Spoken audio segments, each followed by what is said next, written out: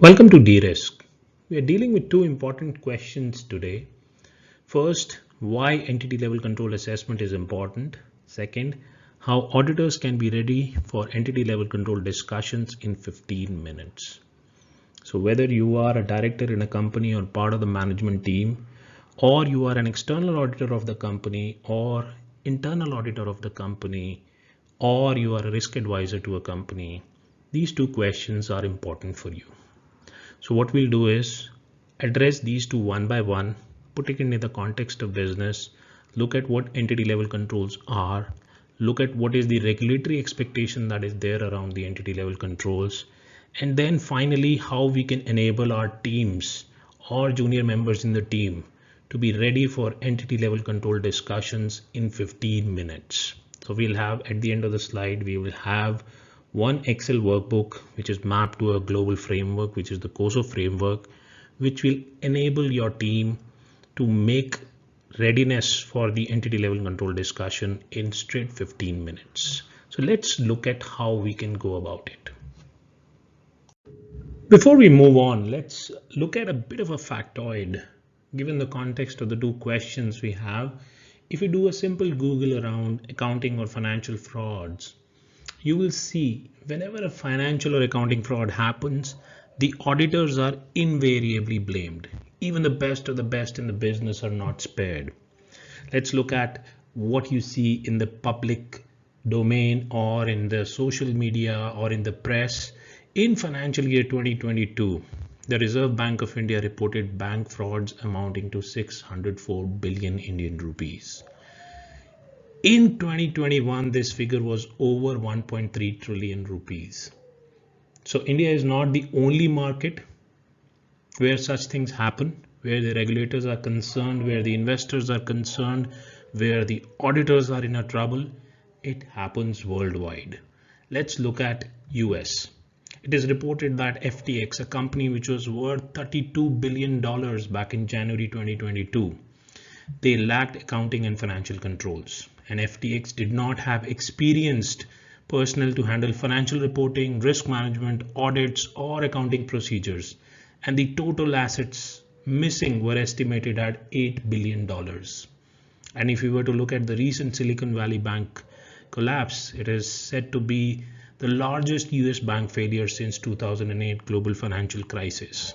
So the auditors do come under a scrutiny. The directors, the CEOs, the CFOs, the management teams, everybody comes under the lens.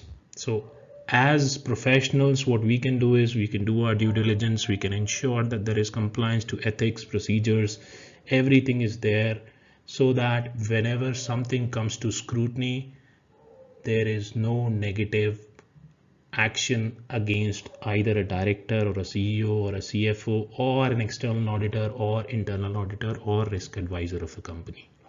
So that is what the context here is in terms of looking at the two questions. That is what we are going to be doing. We are going to ensure a documentation or a process, and that process will ensure that we are not on the wrong side of the law. We follow the globally accepted standards. We follow a global framework to ensure that things are in place, controls are identified, those are assessed in a proper manner. So that is what the intent of this small presentation is. So if you are in the US market, you would be knowing about the Public Company Accounting Oversight Board, which was established by the Congress to oversee audits of public companies in order to protect the investors. Something similar also has happened in India. There has been a change in the Indian regulations. The National Financial Reporting Authority, the NFRA or NAFRA, that is how it is loosely pronounced, was constituted on 1st October 2018 by the Government of India under Section 132 of the Companies Act. Now the duties of NFRA, which is an independent regulator for auditing profession in India, is to ensure or to recommend accounting and auditing policies and standards, and to monitor and enforce the compliance with accounting standards and auditing standards, to oversee the quality of service of the profession associated with ensuring compliance with such standards and suggest measures for improvement in the quality of service, and perform such other functions and duties as may be necessary or incidental to the aforesaid functions and duties. So this is a big shift that has happened in India. Already a lot of action has been there. There have been few reports which have been published, and there have been few anomalies that have been highlighted by the NFRA with respect to the auditing profession, with respect to certain accounting frauds or accounting scandals that have happened in India in the past. So we'll talk about those very briefly, but that is not the point of this. The point is to stick to our two questions to ensure that how can we be on the right side of the law? How can we ensure that there is compliance to the auditing standards, compliance to the laws and regulations, and compliance to the expectations of the regulators when it comes to internal controls. Now, taking a look at some of the reports that have been issued or published by NFRA, what we are trying to do is look at some of the mistakes that have happened in the past, and as a good practice, we always try and learn from the mistakes of others so that we don't repeat those mistakes. Looking at the reports, we could see that, in certain cases, independence of the auditors was compromised. There was violation of the standards on auditing. The auditors did not display the required professional skepticism and did not challenge the management on important issues. Now, this challenging the management will come into play when we talk about the entity level controls. Now, no questioning the assumptions on the basis of which the management had prepared the financial statements, again relevant for entity level controls. Then quality control system and process of auditors being inadequate and ineffective. Now, this is something which is an audit process. What we are trying to improve through this is have a standard workbook which takes care of the quality control system or the quality aspects whenever we are doing an entity level control assessment. Then evaluation of the risk of material misstatement matters. It is clearly stated in the NFRA report that, again, we are looking at in the context of entity level controls so that we don't repeat the mistakes which others have committed. Now, controls over management override are important for effective internal financial controls over financial reporting. Now, this is a key aspect when we talk about the entity level controls. Next is auditors had failed to exercise due diligence and controls over management override and did not perform part of the, did not form part of the evaluation of internal financial controls over financial reporting. So again, this is one key element when we talk about entity level controls. To put it into context, again, the context is the two questions only: how we can make a proper assessment of the entity level controls and how our audit teams can be ready even when we are very hard pressed for time. When I say 15 minutes, one Excel, open it up for 15 minutes. That's going to sort out the questions that we can ask to the management and sort of information that we can gather to evaluate whether controls are in existence or they are not in existence. So that is what we are going to stick to in the course of this. Since we have talked about the NFRA report, I'm just picking out risk of material misstatement first before we move on to entity level controls and trying to look at what the accounting bodies or what the regulators expect the auditors to do. Now, according to the Institute of Chartered Accountants of India, the auditor has the responsibility to identify and assess the risk of material misstatement in the financial statement through understanding the entity and its environment, including the entity's internal control. So that is very relevant when we talk about internal controls and entity level controls. Secondly, the guidance note on internal control over financial reporting issued by the ICI requires the auditor to review reports issued during the year by the internal auditor or similar functions that address the controls relating to internal financial controls over financial reporting and evaluate control deficiencies identified in those reports. And similarly, when you talk about the PCOAB, the auditor has the responsibility to identify and assess the risk of material misstatement in the financial statements. So it is very clear the regulators, the accounting bodies, they expect the auditors to do a certain job. That is why you would see invariably the auditors are blamed whenever something bad happens, maybe because of few people not following a proper process, maybe few people not following the standards, maybe few people not following the ethics, gives a bad name to the entire profession. So that is what we are trying to cut down. We are trying to stick to what the global best practices are. We are trying to stick to what the standards are. We are trying to stick to what the internal control framework, the world-class COSO framework is. That is what we are going to do. Now that we've looked at risk of material misstatement, and now we go back to our first question, why assessment of entity level controls is important. Before we move to why, we need to check what exactly are entity level controls. Let's look at the textbook definition first, what the standards say, what the guidance note says, and then we move on to making an assessment, then finally arriving at that Excel sheet, which will enable our teams to do it in 15 minutes. So entity level controls are the controls that have a pervasive influence throughout any organization. They're designed to prevent or detect material misstatements in the financial statements of a company at the account or disclosure level, arising from error or fraud. If the entity level controls are weak, inadequate, or non-existent, they can produce material weakness relating to an audit of internal control and material misstatement in the financial statements of the company. So that is what the textbook says. Then ELCs are essentially the policies and procedures and the management review controls in an organization. And by their nature, directly or indirectly, they impact all the underlying controls. We'll see to it how it does. Then entity level controls, as per the guidance note on ICFR issued by the ICI, include controls related to the control environment. Example, policies, procedures, delegation of authority, code of conduct, and so on and so forth. And those are controls over management override. How do you prevent a management override? Whether there is a committee oversight, whether there is an audit and compliance function that keeps checking whether the management is adhering to the policies, to the ethics, to the procedures, and then whether there is a segregation of duties at a functional level to ensure that errors and frauds are avoided. Then through risk management function, then through reporting and monitoring. So two aspects very important on the last part, controls related to the control environment and controls over management override.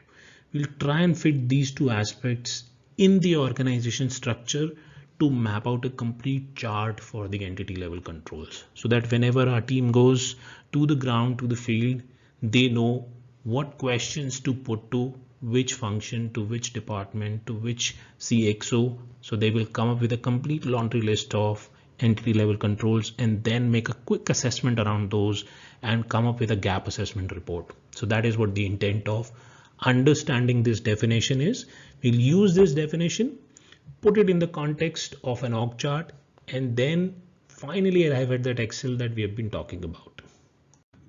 Now that we've looked at what entity level controls are, let's also look at the dimensions in which we need to look at the entity level controls while we are doing an evaluation. Now we are referring to the guidance note by the ICI, which says entity level controls can be indirect entity level controls, which typically do not themselves directly address risk of material misstatement at an account or assertion level, but are important to effective internal control and therefore relevant in an audit of internal financial controls. Typically use the COSO framework, the 5 components of the COSO framework, and that is where you start to identify or segregate those controls.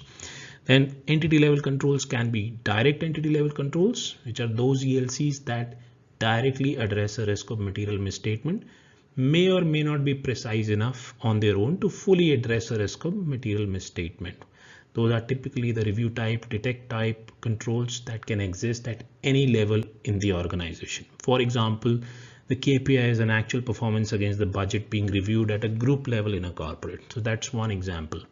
So we can look at more examples once we arrive at an organization chart to map out all the areas where we can assess the entity level controls, and then finally those will be jotted down in an Excel to ensure that we have that ready with us.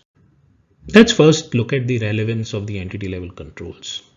So whether you are doing a corporate governance review, or you are doing an enterprise risk management exercise, or you are doing an internal audit, or you are doing audit of the culture or tone at the top in the organization, or you are auditing the governance practices in the organization, or you are doing a Sarbanes-Oxley control design and testing, or you are doing an internal control over financial reporting or internal financial control design and testing, or you are doing a fraud risk assessment, or you are doing fraud investigation, or you are designing policies and procedures for a business, or you are working on improvement and benchmarking of internal controls, or you are doing an external audit whereby you are giving an opinion on the financial statements, entity level controls are relevant to you, are important for you. So that is what the context is within the first question. The first question is why assessment of entity level controls is important. And these are some of the areas or some of the activities which you might be doing where you have to review and assess and evaluate the entity level controls. Now that we've looked at some of the regulatory aspects, some of the regulatory expectations, the definition of entity level controls, the relevance of entity level controls in different areas, and coming back to the second question, how an auditor can make a preparedness for an assessment of ELCs in 15 minutes.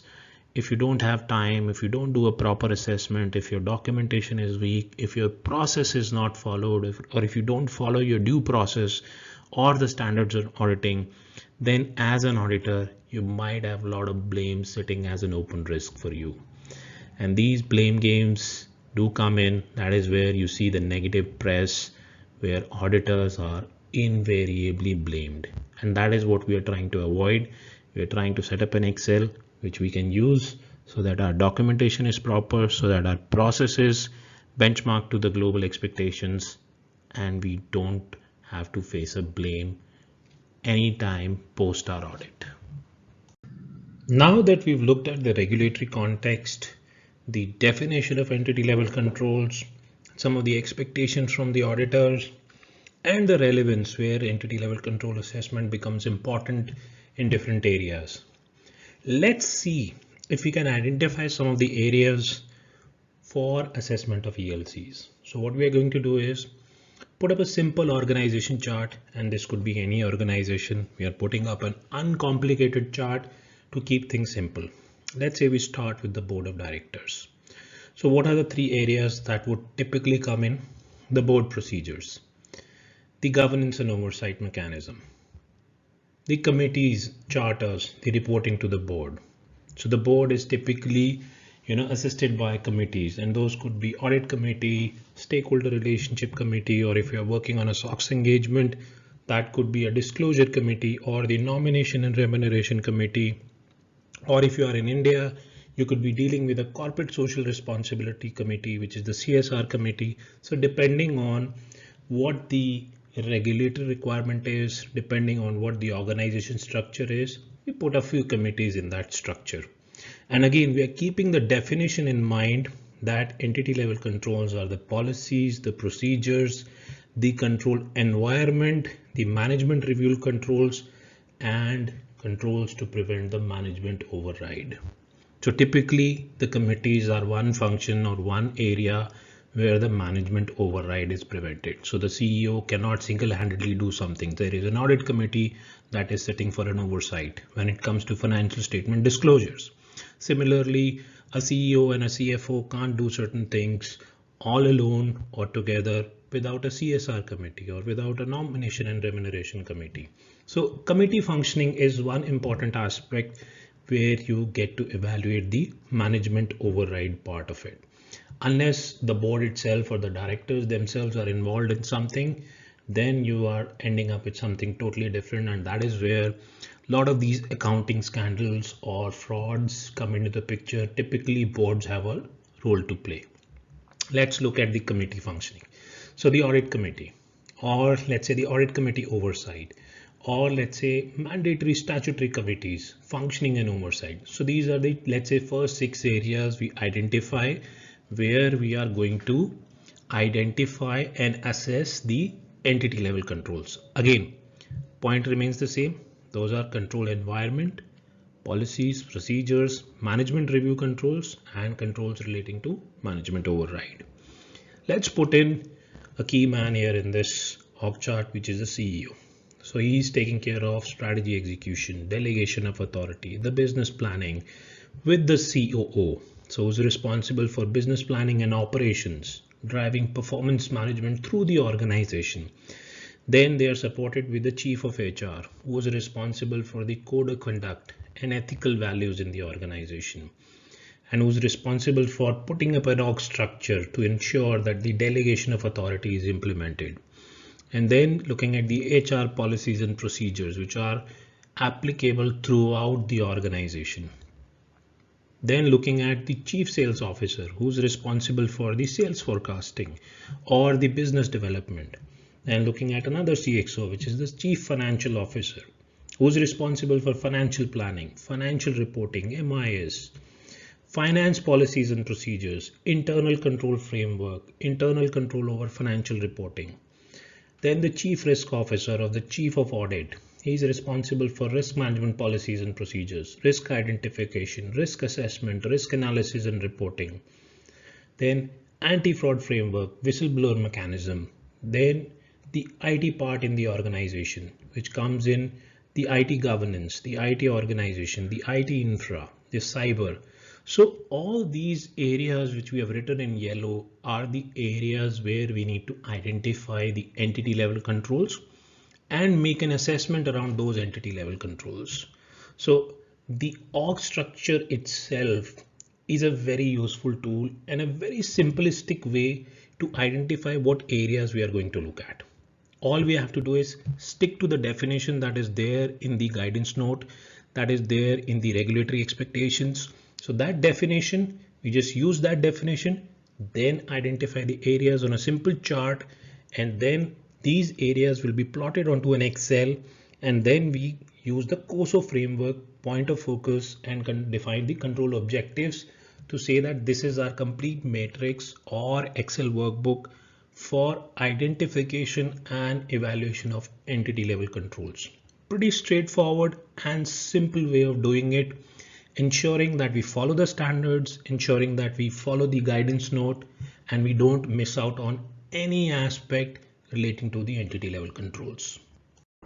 Let's use the same org structure and draw a line in between that. So you have a board of directors, you have different committees, whether it's an audit committee or a stakeholder relationship committee or a disclosure committee or a risk management committee or a CSR committee or a nomination and remuneration committee, whatever be the regulatory expectation regarding committees, you jot down those names of the committees and ask the company secretary about what are the committees which are there, and then ask the charter and those documents to support the minutes of the meetings of the committees and all, and then you look at the org structure or draw out an org structure, then the CEO, then the CFO, the COO, then looking at the CHRO, CSO, CTO, CRO, chief of audit, or any other CXO, you draw out that line at a level which is just below the CXOs. So anything above this yellow line, which is either defined or evaluated or assessed, is a direct entity level control and a precise entity level control.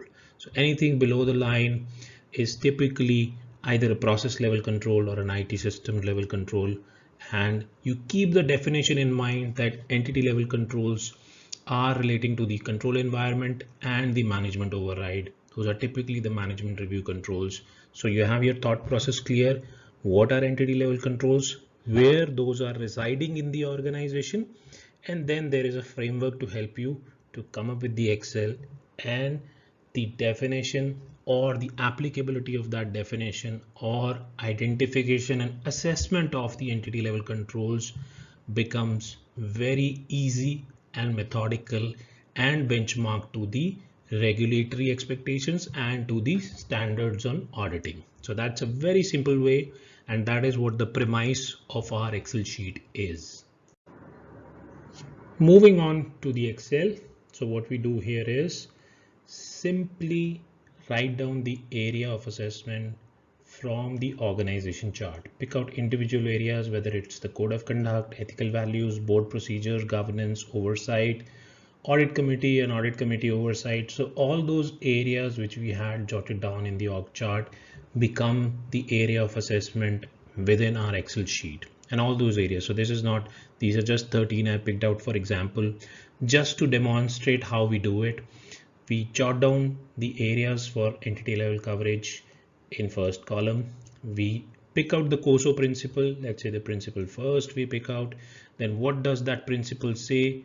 That description says that the entity demonstrate commitment to integrity and ethical value. How does it demonstrate? By having a code of conduct and by defining the ethical values. So what is the point of focus that is given in the COSO framework?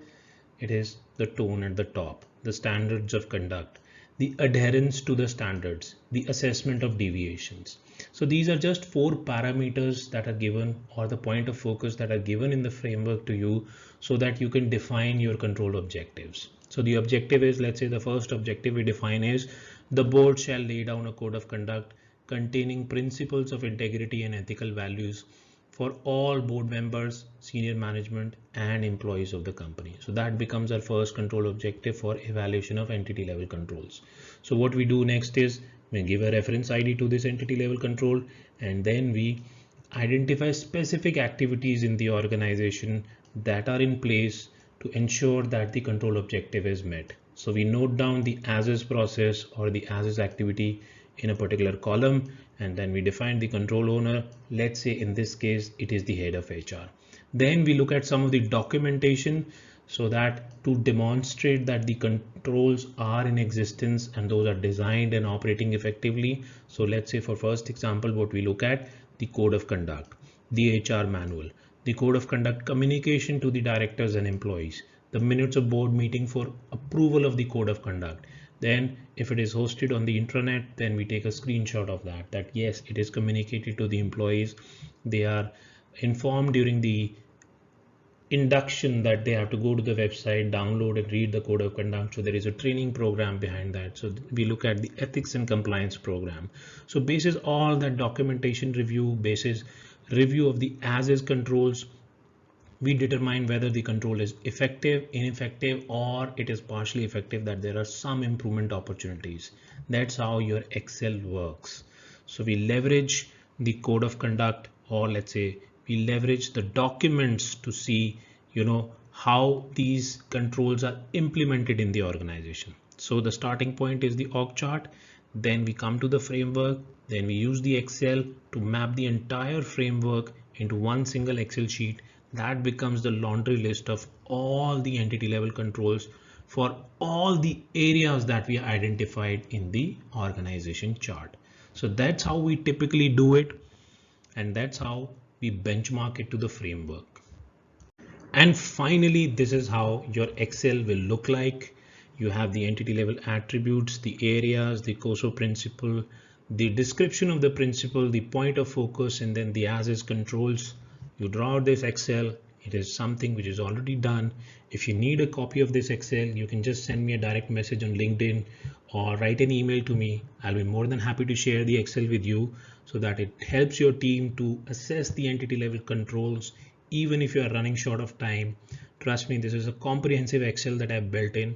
You will not need another until the COSO framework itself undergoes a change. So that is what I can guarantee you.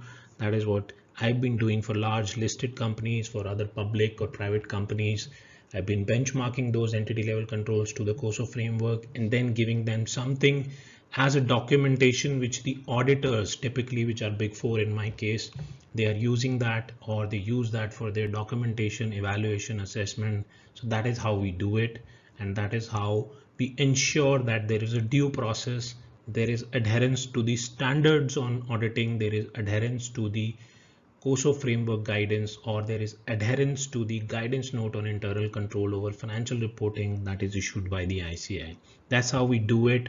And that's how this Excel will help you or your team to do it in 15 minutes. Be ready with the questions, so that you are, whenever you are short of time, you don't miss out on any aspect that should be covered. And once you have followed the Excel, once you have done that with an Excel, what you have done is you followed a globally accepted framework. Your assessments and supporting documents are world class. You're not on the wrong side of the law or the standards, even if your client tries to be. Then you maintain a professional approach. You deliver value for money to your clients. You de-risk your own process to avoid the blame game or financial or reputational loss that the auditors have to suffer when something goes wrong.